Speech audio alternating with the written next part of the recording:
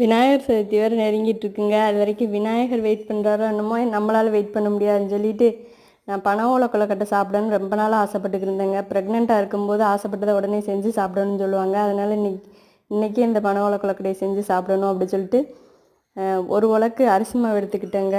வெல்லத்தை வந்து காய்ச்சி கரையிற வரைக்கும் காய்ச்சினா போதும், கம்பி பதம்லாம் தேவையில்லை. அப்புறம் ஒரு அரை மூடி தேங்காய், அப்புறம் பாசிப்பருப்பை கொஞ்சம் வறுத்து அதில் மிக்ஸ் பண்ணி பிணைஞ்சி நல்லா கெட்டியாக பிணைஞ்சி அந்த பனை ஓலையை சின்ன சின்னதாக கட் பண்ணி அதுக்குள்ளே இந்த மாவை வச்சு ப்ரெஸ் பண்ணி இட்லி சட்டியில் வச்சு வேக வச்சு எடுத்தாலே போதுங்க. டேஸ்ட்டான பனை ஓலை கொழுக்கட்டை ரெடி ஆயிரும். எங்கள் ஊருக்கு விநாயகர் சதுர்த்திக்கு இதாங்க ஸ்பெஷலு.